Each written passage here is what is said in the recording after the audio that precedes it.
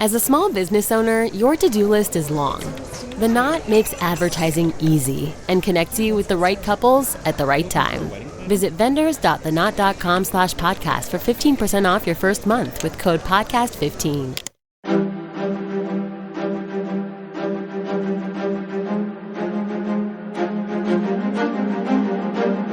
Hello, and thank you for listening to The History of World War II podcast, episode 395, The Gazala Gallop. It might have been June 21st, 1942 on the calendar, but for Rommel, it was Christmas. Having taken Tobruk so easily, with the vast majority of his command still intact, he readied to make for the Egyptian border. The good news was that the still intact supplies from the port city would allow him to fill up his tanks and move out. The bad news was that he could only go to the wired fences of the enemy and not beyond them, without the permission of Mussolini. That had been the agreement when he and his were given priority over Operation Hercules, the occupation of Malta. Well, that question was now brought to the fore. What would he, Rommel, be allowed to do? And knowing Rommel as we do now, what would he actually do? His orders be damned. Anticipating that his aggressiveness was still robust, C South Albert Kesselring himself flew to North Africa to work things out with Rommel on June 21st. As it was windy and the sand was stinging, Rommel and Kesselring talked in Rommel's command vehicle, and Staff Officer von Milithen was there to take notes. Rommel started off by saying he must be allowed to press on, even though Malta was still in enemy hands. It was militarily prudent to do so. However, Kesselring countered with, "There is no way Afrika Korps could go deep into Egypt without the full support of Kesselring's Luftwaffe. And if Kesselring agreed to this, then Malta would be given time to recover. There were only so many planes and pilots. And if Malta recovered, then Rommel would be back to square one. That being, his supplies would once again be in jeopardy. No," Kesselring summed up, "let's stick with the plan. You have taken Tobruk, now let's back off here and take Malta. Then, and only then, will the resources be available to push into Egypt and to take the Suez, which would hurt the British in getting supplies and men to the Pacific. Their entire defensive posture would start to unravel." But the Desert Fox pushed back hard as he pushed his men and himself. He countered with, yes, Afrika Korps had suffered during the Battle of Gazala, but the British and their allies were in far worse shape. This was a rare opportunity to push onto Suez. Now, damn Malta, it could fall later. For the Axis to have control of Egypt and the Suez opened up so many other opportunities. Further, even giving General Ritchie and the C Auchinleck a week might make it impossible to move forward later. No, now was the time to act. It will come as no surprise that Kesselring and Rommel, both strong-willed men, refused to see eye to eye. But the C South had an ace up his sleeve. As he departed the vehicle, he told Rommel that he intended to pull his air units, returning them to Sicily, and he was not going to wait very long to do so. The two men parted. And now it was time for politics and ego to enter the picture. Never a good thing. As Rommel's stock had never been higher in Germany, he appealed directly to Hitler to be allowed to advance into Egypt. Very quickly, Hitler said yes, though he was advised not to by his German Navy and the Italian General Staff, neither of which impressed Hitler all that much. As for Il Duce, he also agreed with Hitler, for he could not see anything other than marching into Cairo triumphant, having lost his Ethiopian Empire, which was to have been the beginning of a new Roman Empire. And just like that, though with hindsight, Malta was spared. North Africa would eventually be lost to the Axis due to resources, or a lack of them, because, again, of Malta. On June 21st, the same day of this intense discussion, Rommel told his men, "Now for the complete destruction of the enemy. We will not rest until we have shattered the last remnants of the British Eighth Army. During the days to come, I shall call on you for one more great effort to bring us to this final goal." Whereas on the other side of the chessboard, Ritchie and Auchinleck were trying to recover from what had just happened. In a matter of 24 hours, they went from, "Let's build up a strike force to relieve Tobruk," to, "We suddenly find ourselves with not enough time to build up a force that can withstand Rommel's next attack." For no one doubted that he would come, and soon. Even worse for the defenders, now that Tobruk was in Axis hands, no massive investment force had to stay behind. No, Rommel could bear down on the frontier force with the majority of what he had. Would the frontier line fall as quickly as Tobruk? What would happen then? Which is when General William Gott of 13th Corps convinced Ritchie, and it was prudent to do so, that they should fall back to Mersa Matruh, another 100 miles or 161 kilometers to the east. If they did this, then 120 miles or 193 kilometers would be now between them and Tobruk, and that space was a waterless nothingness. Let Rommel deal with the logistics of that, while he and his were harassed by the Desert Air Force. That was their best chance, said Gott. That would give them the time to build up their forces yet again. Ritchie went along with Gott's idea, and the 8th Army commander explained this to Auchinleck when he flew up on June 22nd. But personally, and one cannot blame him, Auchinleck felt that distance didn't matter all that much to Rommel, who could probably pierce an enemy army at Mersa Matruh just as easily as one at the Egyptian border. But he had to acknowledge that the extra space, though Churchill would hate this, would give them time, which served the defenders much better than the attacker. With the decision made, the C&C got to work. First, he had Lieutenant General William Holmes' 10th Corps from Syria head for Matruh to prepare for its defense, along with Freiberg's New Zealand Division and Lieutenant Colonel Harold Briggs' 5th Indian Division. During this, Gott's 13th Corps would hold the Egyptian frontier line as long as possible, and he would have the help of the 1st South African, 7th Armored, 50th Northumbrian, and 10th Indian Divisions. But thinking bigger, when this sizable force did pull back, the C&C would have the South Africans retreat even further, to El Alamein, currently being worked on by General Norrie's 30th Corps. But everyone else mentioned would head for Matruh, for there they would defend Egypt. This was a prudent move, considering what the Africa Corps had recently accomplished. But knowing the 8th Army was heading the wrong way, when Auchinleck got back to Cairo, he messaged the Chief of Imperial General Staff, Alan Brooke, and offered his resignation.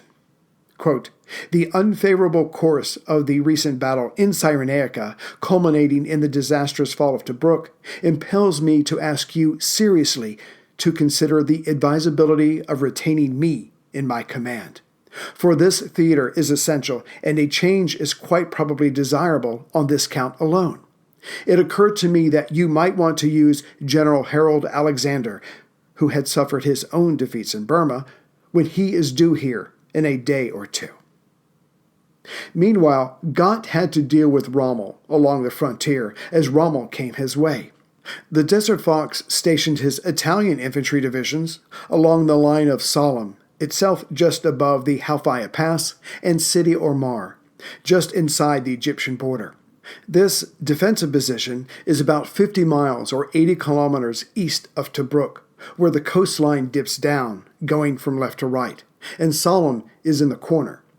Going southwest from Sollum is Sidi Omar. Thus Rommel had his own defensive line, should 8th Army somehow make it this far. Meanwhile, Rommel was on the move, with his Africa Corps, 90th Light Division, and the Italian Mobile Corps, which was recently reinforced with the new Littorio Armored Division. Much like the Battle of the Gazala Line, Rommel had the bulk of his armored forces move around the southern end of Got's frontier force near Fort Madalena, about 50 miles or 80 kilometers south of Salem. Africa Corps had returned to Egyptian territory. As Gott was in no position to fight it out, and was not expected to, and the enemy stayed to his south, Gott had all petrol, water, and ammunition that could not be carried destroyed before he pulled back. This, though, bothered Rommel little, as he had the supplies of Tobruk, and so his men drove on all that night of June 23rd, and the next day. Gott followed along, but to the north. Thus no major engagements took place. Only on the evening of June 24th did Rommel have some of his panzers turn north, reaching the coast road, but well east of Sidi Barrani, about 45 miles or 72 kilometers east of Salem, but still some 40 miles or 64 kilometers short of Mersa Matruh. But this is Rommel we are talking about. Though his force had turned north, 1, to cut the coast road, and 2, to take a breather, he had a reconnaissance force continue on. This representing Axis force traveled 100 miles in 24 hours, all told.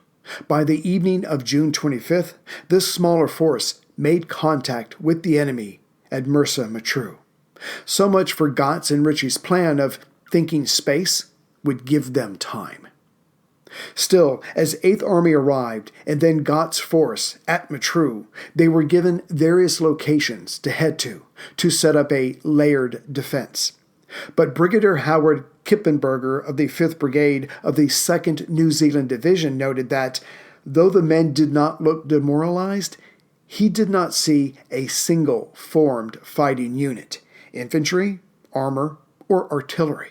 Well, that had better change, and quick, for soon Rommel and his Africa Corps would catch up to his reconnaissance force, and then all hell would break loose anew. Relief for the 8th Army, now forming up for the next battle, came in the form of the RAF. Now that it was closer to its base airfields, and the Luftwaffe were even further away and now smaller, as Kesselring was recalling some of his units, the Desert Air Force harassed the arriving German and Italian troops, whose diaries were replete with frustration at the British airmen and equal frustration with their own lackluster Luftwaffe pilots. But to better understand the coming Battle of Mersa Matruh, a mental map is needed, but also please see episode cover photo. The defenses around Mersa Matruh were not top level, even when Egypt had been directly threatened in 1940 and in 41. In truth, the defenses of Matruh had not been maintained since November 1940. That was to be rectified, but the enemy was already on their doorstep. Like the Gazala Line and Tobruk, the defenders had extensive minefields to the west and south of Matruh, but not to the east, which makes sense, unless everything fell apart and another line of defense was needed. Below Mersa Matruh and its perimeter were 2 escarpments called Northern and Southern for simplicity. The northern escarpment was about 7 miles or 11 kilometers below the coastline, while the southern escarpment was another 8 miles or 12 kilometers to the south. Wisely, in between the 2 escarpments was not 1, but 2 lines of mines on the western end of the gap.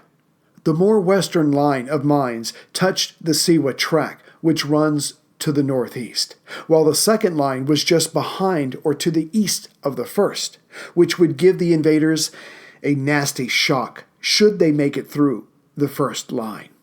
When Rommel caught up to his reconnaissance force, already in the Matruh area, he was given a situation report.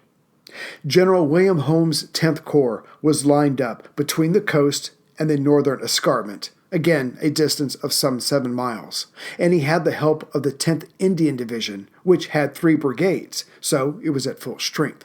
They were situated around the Matruh perimeter itself, while the 50th Division, with only 2 brigades, was at Gazala along the coast and behind Matruh, But the way the coastline was, the 50th was to the southeast of the port city.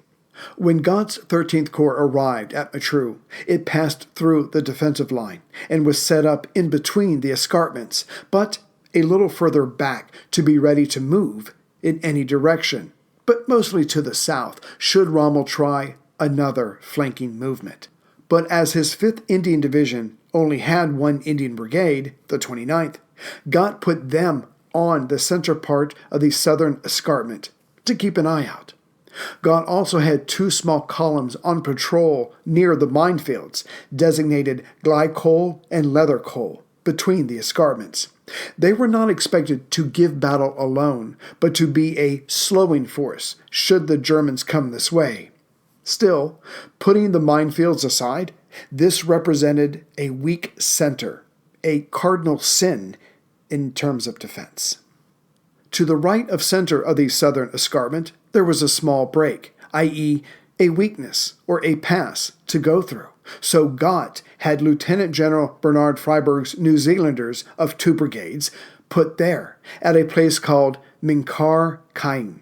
Gott also made sure that Freyberg had enough trucks to move all of his men quickly, should they be needed, to deal with any emergencies that arose.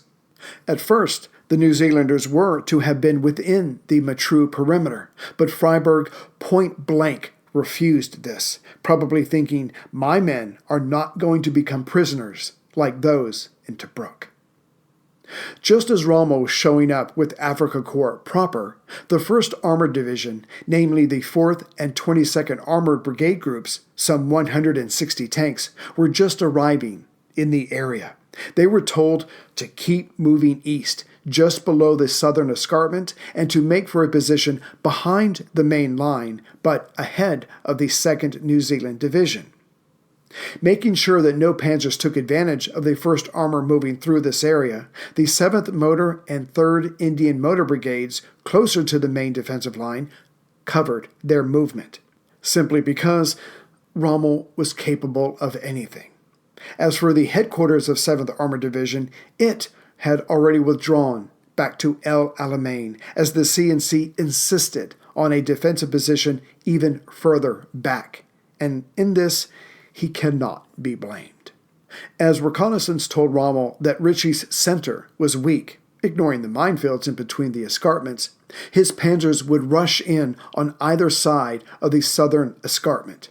The 90th Light, Littorio, and 21st Panzer Divisions would head in between the north and south escarpment, while the 15th Panzer Division went underneath the southern rise to keep those considerable enemy armored units there pinned down.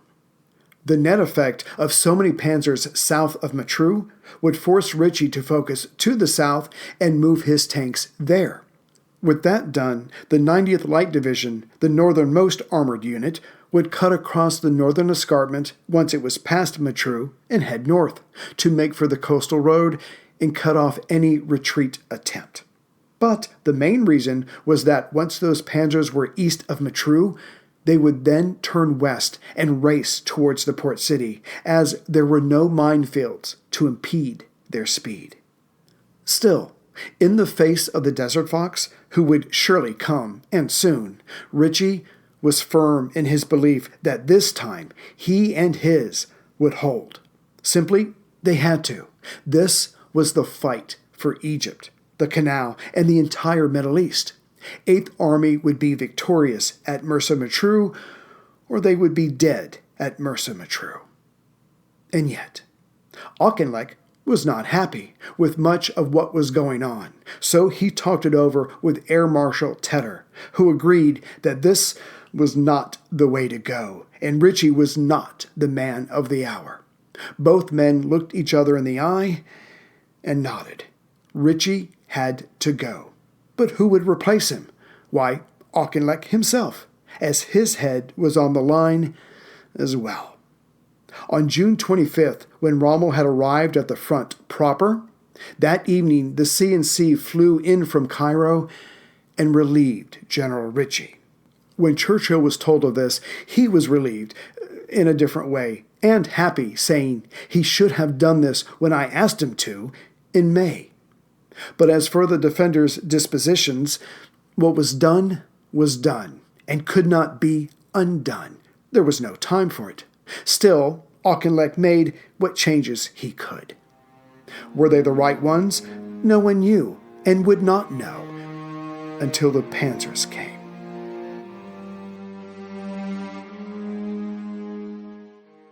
Greetings, everyone, from Central Virginia. I have not done this in a while, so I'm just going to thank some members and thank some people who have donated. I don't have everybody since the last time, but I'll do half of it now and half of it later, just to hurry up and get this out. First of all, as far as the new members who get 2 extra episodes a month, let's see, there's Douglas Mogul, who's from Palm City, Florida, Michael Crawley from Alexandria, New South Wales, Australia, Kyle Moyles from Melbourne, Florida, Corey Davies from Millgrove, Victoria, Australia, Jake Meller from Brooklyn, New York. I can't do a Brooklyn accent. If I could, I would, but I can't, Jake. Sorry. Ethan Eddy from Alexandria, Virginia. Hey, Ethan, local boy, neighbor. Let's see here. Matthew Mitchell from Lexington, Kentucky. Very beautiful there. Wayne Jackson from Ryde, New South Wales, Australia. And then someone from Professional School Photography in Tuscarora, Pennsylvania. Hope I didn't butcher that. Thank you very much. Let's see, Adam Ellman from Minnetonka, Minnesota. So those are the latest members, and again, I'll get the other ones next time. As for those who have made donations recently and have made my Christmas shopping a little easier, along with my whiskey collection, let's see, there's Adam Parkinson from Manchester, UK. Thank you, Adam. Bill Lucas, who donated on behalf of Tony and Ryan from the Warrior Next Door podcast. And honestly, since I had to put up with Tony, yeah, I deserve it. Just joking. Thank you very much, gentlemen. There was Roy at Burnham Enterprises. Thank you, Roy. I didn't have your last name. I apologize. There's Samuel Visner. Thank you very much. Riley Fry, again from Australia. Thank you very much. Brandon Hilton. Richard Eves from Weybridge, UK. And I know I've said this before and it got shot down, but I'm trying very hard next June to visit London and surrounding areas. So fingers crossed, I'm trying to get to London next year. And last but not least, Richard Fonyi, if I'm saying that right, Fonyi. So thank you, Richard. I will get to the rest of you later. I just didn't want to have too long of a list. Only one episode this time. I hope that's okay. But we will get to the Battle of Mersa Matruh next week. That won't have an interview attached to it, but the following one will, another twofer. But anyway, so thank you for everyone who listens, who supports the show. It means the world to me. And we will be back as soon as we can with the next episode. Take care, everyone.